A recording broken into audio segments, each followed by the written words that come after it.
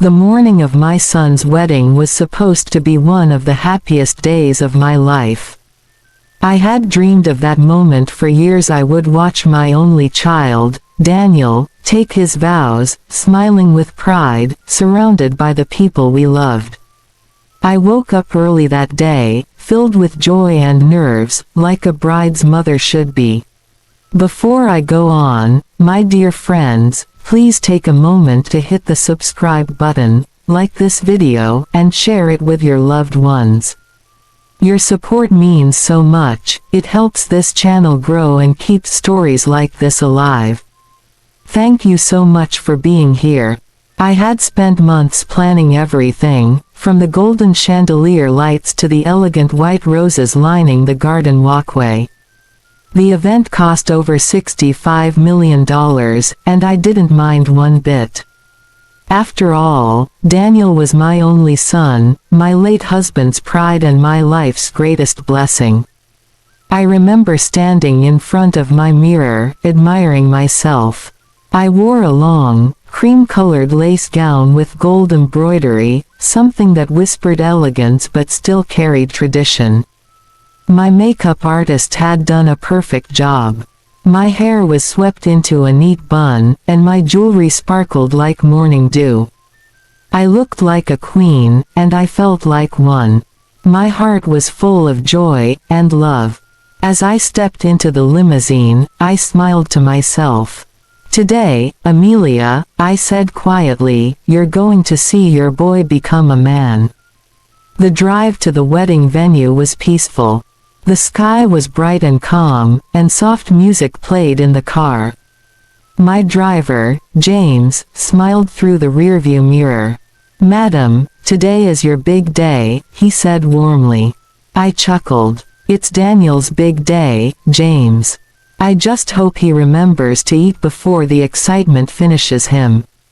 We both laughed, a light, joyful laugh that made my heart feel lighter.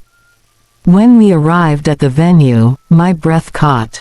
It was magical. The garden was transformed into something out of a dream.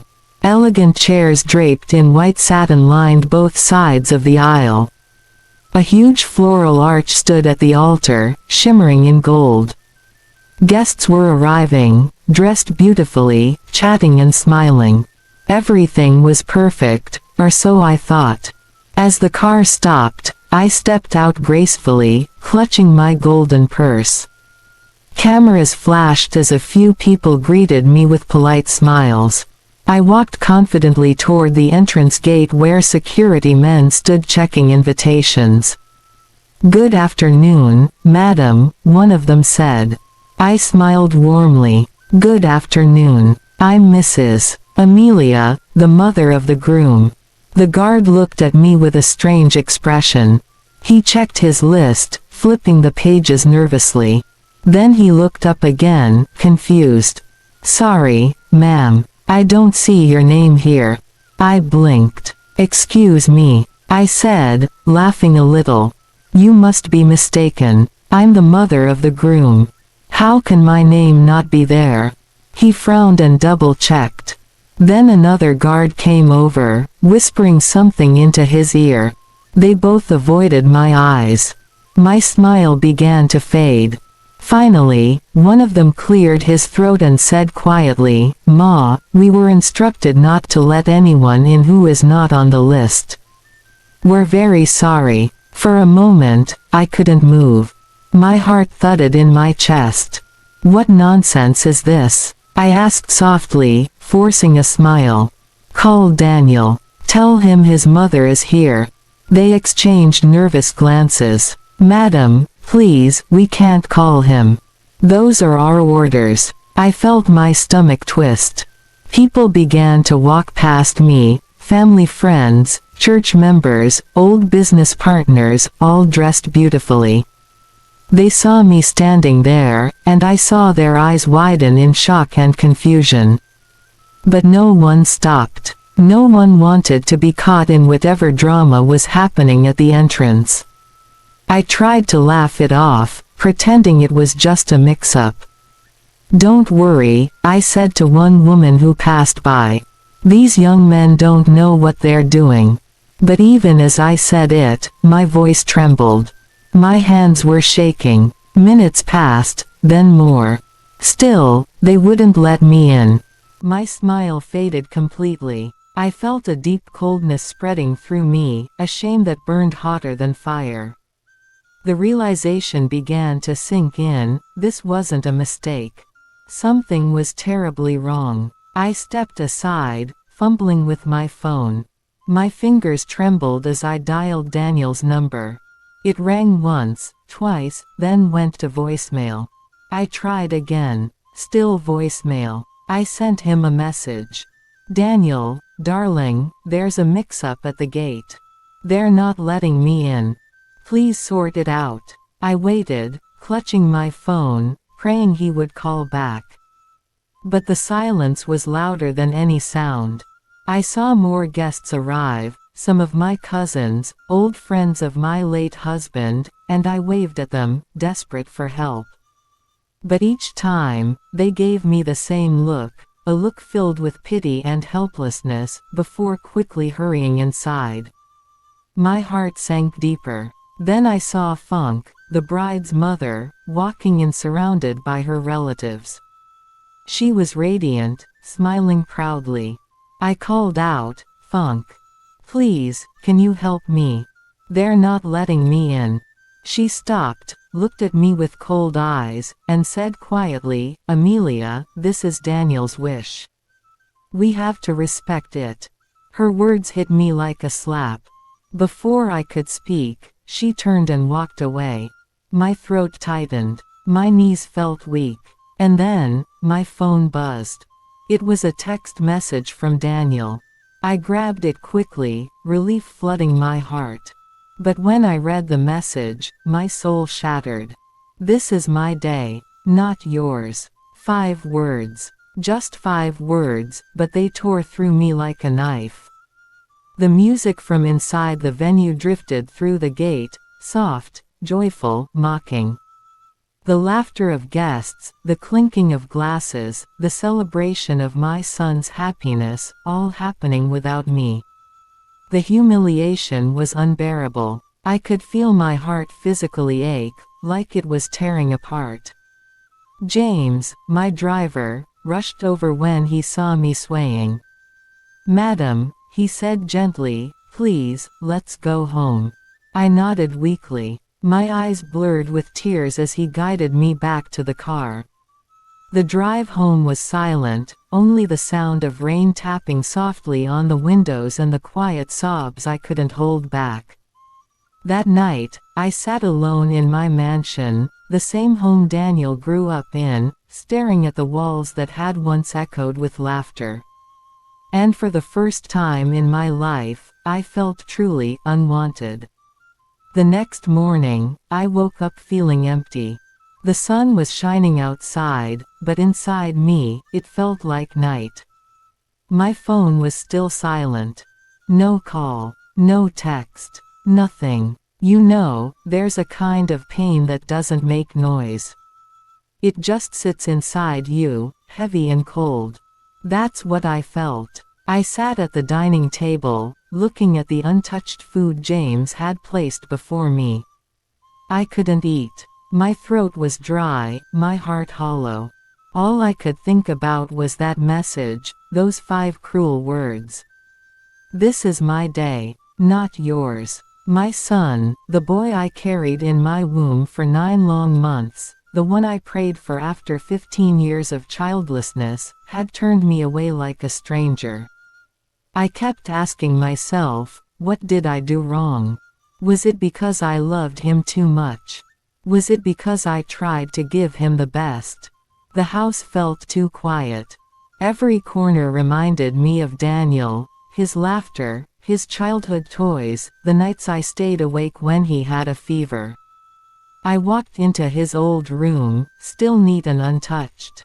His graduation photo was on the shelf, his smile wide, his eyes full of promise. I touched the frame gently, and tears rolled down my cheeks. "Daniel," I whispered, "how did we get here?" I sat on his bed, holding the frame close. My late husband's picture hung on the wall above me. I could almost hear his voice. "Amelia, don't let pride destroy love." But I wasn't the proud one this time. I was the mother, the giver, the one who had given everything and gotten humiliation in return. That week, I stayed indoors. The press got wind of the story, of course they did. Mother of the groom locked out of multi-million-dollar wedding. It was everywhere, online, on the radio, in whispers among my so-called friends.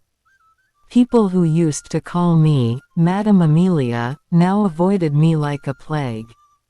I was broken, but I refused to show it. Then one morning, I called my lawyers. My voice was calm, but my heart was burning. "Freeze the trust," I said simply. They were silent for a second. "Ma'am, are you sure? That's $85 million. I said freeze it, I repeated firmly. Until further notice. When I hung up, I felt a strange relief. That money had been meant for Daniel, a surprise gift I had planned to announce after the wedding. A reward for being the good, kind man I thought he was. But he had shut me out. Literally and emotionally. So the money would stay where it was. For months, I heard nothing from him. The house stayed quiet. Sometimes, I would see him on social media, photos of him and his wife, Kioma. Lavish vacations, expensive cars, luxury homes. They looked happy. I told myself I was happy for him, but deep down, there was a hole in my heart. I tried to fill it with work, charity, even travel. But nothing worked. And then, slowly, things began to change. I started hearing whispers, small, quiet ones. People said Daniel and Kioma had moved into a smaller apartment. That he had lost his job. That his lifestyle was falling apart. At first, I didn't believe it. My son. The man who once bragged that money would never finish. Impossible. But time passed, and the whispers grew louder. Kioma stopped posting photos online. Their friends stopped visiting. I even overheard one of my old business partners mention that Daniel had tried to sell one of his luxury cars at half the price. I said nothing, but in my heart, a storm was brewing, not of anger, but of sadness. One evening, as I sat on my balcony watching the sunset, I thought about him again. I missed him. I missed my son. Despite everything, the love I had for him never died. A mother's heart doesn't stop loving, even when it's broken. I remembered his laughter as a child, his first words, the day he ran into my arms crying because another boy took his toy. I remembered how I told him, "No matter what happens in this world, you'll always have me." But now, he didn't. I sighed deeply, wiped my tears, and whispered into the wind. "Wherever you are, Daniel, I hope you find your way back. Because no matter how far you go, a mother's door is never fully closed. Life has a way of teaching lessons that no amount of advice can prepare us for. And when pride walks ahead of wisdom, trouble is never far behind." Months after the wedding, Daniel and his wife, Kioma, were living the dream, at least, that's what it looked like from the outside. They were traveling across the country, posting pictures from Dubai, Cape Town, and Zanzibar. Every week, there was a new designer bag, a new luxury car, a new story to tell the world. But behind those perfect smiles, things were slowly beginning to fall apart. Daniel had started dipping into his savings, and when that ran dry, he took out loans. Kioma, who had once been humble and loving, got caught up in the same whirlwind. They were hosting parties, buying what they didn't need, and competing with people who didn't even care. It's funny how easy it is to spend money when you think it will never finish. One afternoon, I got a call from one of my old friends, a woman who had been at Daniel's wedding. "Amelia," she said softly, "please don't be angry. But your son came to me yesterday asking for a loan." I froze. "A loan?" "Yes," she replied. "He said he was investing in a business, but he looked desperate." I thanked her and ended the call. That night, I sat in silence. I wanted to call him, but I stopped myself. Maybe this was life teaching him what I couldn't. Then one day, I got an unexpected call. It was Kioma. Her voice sounded nervous, almost trembling. "Mum," she said softly. "Mum." That word alone melted something inside me. It had been so long since anyone called me that. "Yes, Kioma," she sighed deeply. "Please don't be angry, but I wanted to talk to you about Daniel. He's been spending too much.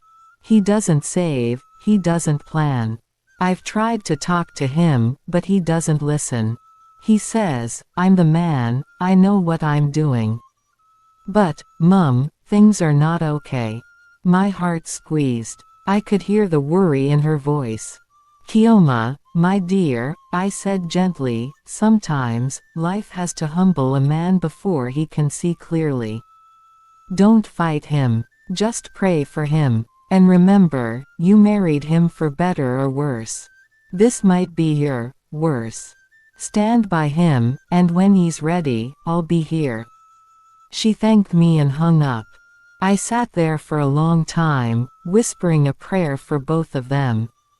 But things got worse. Months later, I heard that Daniel had lost his job.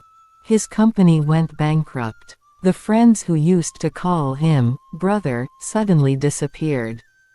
The cars were sold, the house was gone, and they moved into a small apartment in Surulere. And just when it seemed like things couldn't get harder, Kioma got pregnant. At first, there was joy, a baby always brings hope. But her pregnancy was tough. She was constantly sick, in and out of the hospital. Daniel spent all the little money he had left on hospital bills and medications. One day, I heard that she had been admitted again, and that Daniel was at his breaking point. I wanted to go to them, to hold my son and tell him everything would be okay, but pride held me back. Not my pride, his. He had chosen silence, and I didn't want to force my way into his life. Still, I prayed every night. Then one morning, I received a call that shook me. It was Kioma's mother. Her voice was trembling with excitement. "Amelia, she's delivered. She's delivered safely." I smiled for the first time in months. "Thank God." "But wait," she said quickly. "It's not one baby." "What do you mean?" I asked, laughing. "It's 3. She screamed. "Triplets. 3 beautiful babies." I gasped, covering my mouth in shock. "Triplets. 3 at once." When I ended the call, I just sat there, crying and laughing at the same time. My heart, which had been heavy for so long, suddenly felt light again. I had 3 grandchildren, 3 blessings from heaven. But as the joy faded, worry crept in. Raising one child is hard enough. How would they raise 3? Daniel had no stable job, no savings, and no one to turn to. And soon the whispers returned, this time filled with concern. People said Daniel was struggling badly. That he barely slept. That he was selling his possessions just to buy milk and diapers. One of his old friends told me quietly, "Madam, your son is suffering. But he's too ashamed to come home." I nodded, tears welling in my eyes. My heart ached for him. Despite everything, I wanted to hold him again, to tell him that no matter what had happened, I was still his mother. Because that's the truth of motherhood, No matter how old your child gets, when they fall, your arms still ache to lift them up. It was a cold, rainy Tuesday afternoon. The kind of rain that seems to fall forever, soft, steady, and heavy with meaning. I was sitting quietly in my living room, watching the drops slide down the glass windows. The house felt too big, too quiet. Sometimes, silence can be the loudest sound in the world. I had just finished a cup of coffee when I noticed movement at the gate. At first, I thought it was just a delivery man or someone seeking shelter from the rain. But then, I looked closer. There they were, Daniel, Kioma, and 3 tiny babies, bundled in blankets, shivering slightly under a small, broken umbrella. For a moment, I froze. My heart stopped. I couldn't even breathe. Was I dreaming? Daniel, my son, the same man who had locked me out of his wedding, was standing at my gate, drenched and defeated. The once proud look he always carried was gone. His fine clothes were replaced by a simple, worn-out shirt and faded jeans. His face was thinner, older somehow. He looked like life had beaten him into humility. And Kioma, oh, poor Kioma. Her eyes were red from crying. She clutched one of the babies tightly to her chest, while Daniel held the other 2, his arms trembling from both cold and exhaustion. Without thinking, I stood up. My heart moved before my body did. I called my housekeeper, "Open the gate." Quickly. As the gate creaked open, Daniel looked up, and for a second, our eyes met. That single moment carried all the pain, pride, and love that had lived between us for years. I saw the little boy I once held, the teenager I once scolded, and the man I once lost, all standing in front of me. He didn't say a word. He just stood there, rain dripping from his hair, holding those babies like they were his entire world. "Come in," I whispered. They stepped into the compound, the sound of the rain following them like soft music. Inside the house, they stood awkwardly in the middle of my grand living room, the same living room where I used to dream of holding my grandchildren. Water dripped from their clothes onto the marble floor. The babies whimpered softly. "Sit down," I said gently. My voice broke a little. Kioma burst into tears immediately. She sank into the couch, clutching the baby. "Mum," she sobbed, "we are so sorry. We didn't know how bad things would get. We thought we could do it on our own. But life," she shook her head, crying harder. "Life humbled us." Then Daniel stepped forward. For a second, he just stared at me, like he was searching for words that didn't exist. Finally, his lips moved. His voice cracked. "Mum," he said. Just that one word, "Mum," and I felt tears rise to my eyes. It had been years since I heard him call me that. He tried again, his voice trembling.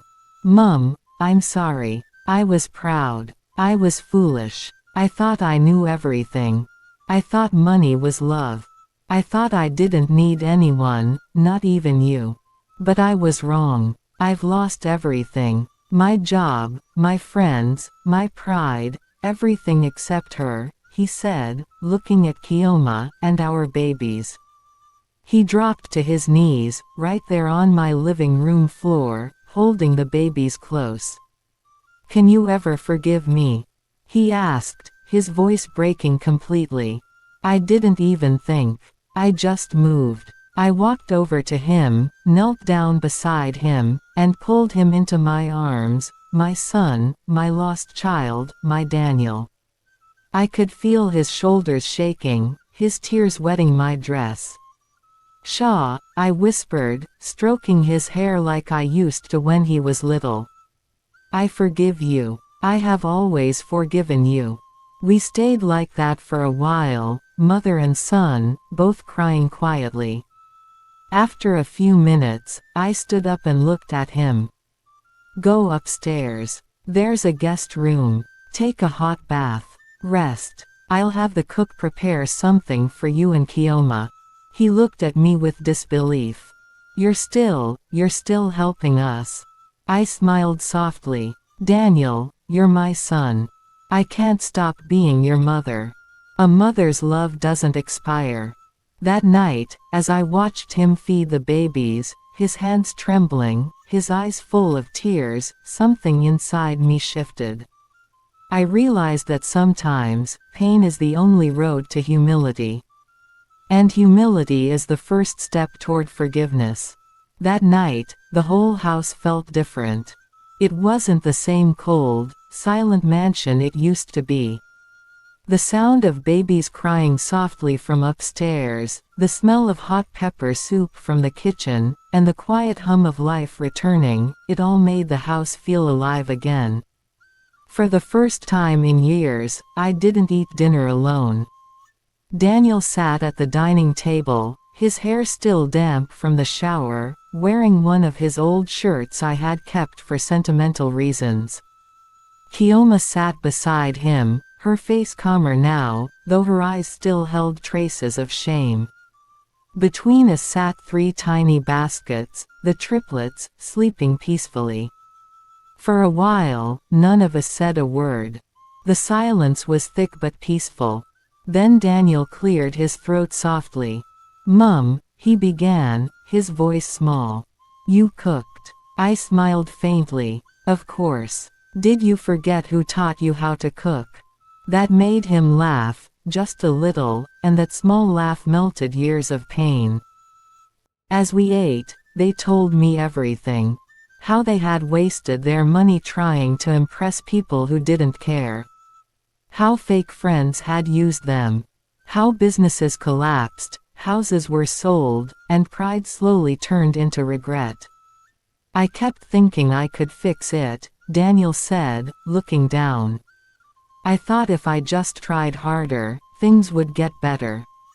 But nothing worked. And when Kioma got pregnant, we had no savings left. I was too ashamed to come back to you." Kioma reached for his hand. "He didn't want to disappoint you," she said softly. "He always said you were too good to us." I nodded slowly, holding back tears. "You know, Daniel, disappointment doesn't come from failure. It comes from dishonesty. If you had come to me earlier, I would have helped. Not because of your success, but because I'm your mother." He looked up, his eyes red. "I know that now. I was blinded by pride." I smiled gently. "Pride is the most expensive thing a person can own, my son. It costs you everything, peace, family, even love." For a moment, we all sat in quiet reflection. The babies stirred a little, and Kioma picked one up, rocking her gently. I watched her, the same woman who once ignored me on her wedding day, now calm, humble, and full of quiet strength. After dinner, I asked them to follow me. I led them to my study, the same place where I had once sat crying after being locked out of their wedding. I opened a drawer and pulled out a sealed brown envelope. I had written something on it years ago. For Daniel, on the day he learns the meaning of love.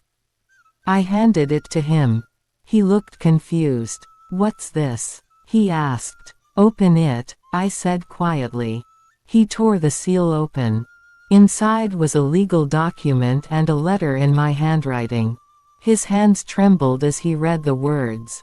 His eyes widened. It was a trust fund, worth $65 million. The same gift I had prepared for him on his wedding day, the same one I was locked out with, holding at the gate.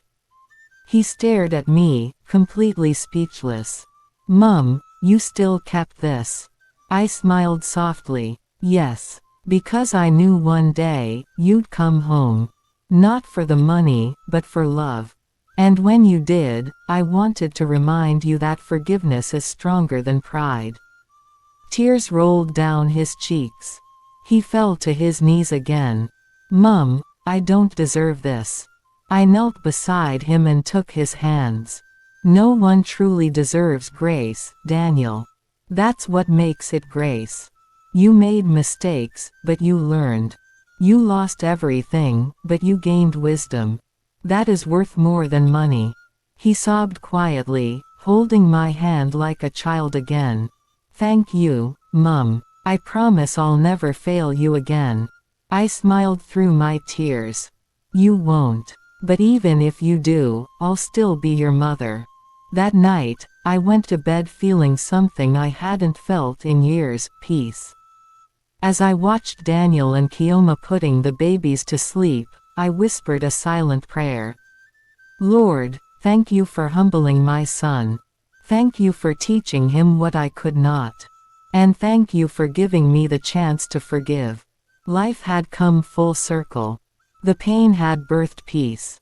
The rejection had birthed reconciliation. And the woman who was once locked out of her son's wedding, now slept peacefully under the same roof as her son, his wife, and their babies. The following morning, I woke up to the sound of soft laughter downstairs. It had been so long since my house echoed with such warmth. The triplets were playing on a blanket spread across the floor, their tiny giggles filling the air. Kioma was feeding one of them, while Daniel held another close to his chest, humming a lullaby I used to sing to him when he was a little boy. I stood at the top of the staircase, watching them quietly. For the first time in years, I saw what true wealth looked like, not the kind that sits in a bank account, but the kind that fills a home with peace and laughter. Daniel looked up and saw me watching. Mum, he called, smiling shyly, come join us. I walked down slowly, my eyes misty with tears.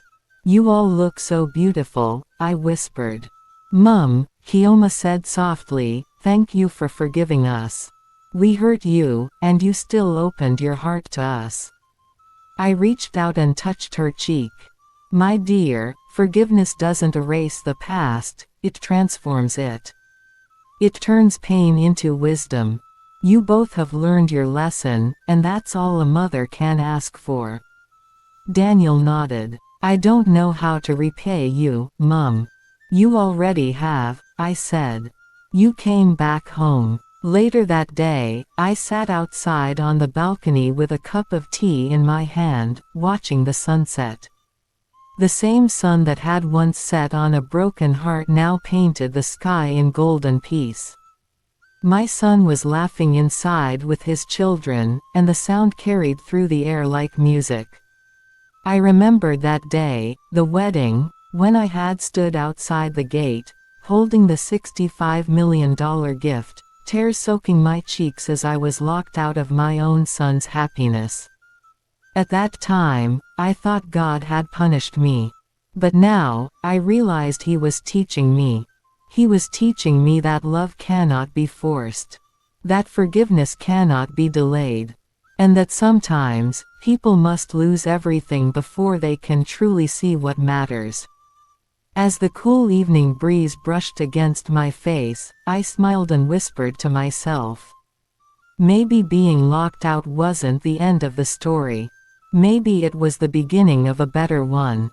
That night, Daniel came to me again, holding one of the babies in his arms. Mum, he said quietly, I named this one after you, Amelia. My breath caught in my throat. I looked at that tiny face, so pure and innocent, and felt my heart swell with joy. Thank you, I whispered, hugging them both. That means more to me than you'll ever know. As weeks turned into months, everything changed. Daniel worked harder than ever, building a new company from the ground up, not out of pride, but purpose. Kioma started a small business from home, and together, they created a life rooted in humility and love. Every Sunday, they visited me with the babies. We would sit together, eat, laugh, and share stories. The family that once fell apart was now stronger than ever. And so, here I am, telling you this story, not as a rich woman, but as a mother who learned the true meaning of wealth. I was locked out of my son's wedding. But today, I am welcomed into his heart. I lost my chance to give him a gift of $65 million that day. But now, I've given him something far greater: forgiveness, love, and a second chance at life. Thank you so much for watching. If this story touched your heart, please like, comment, share, and subscribe to my channel. Your support helps me share more true African stories, stories of love, forgiveness, and hope that remind us that no matter how far we fall, we can always come home again. God bless you all.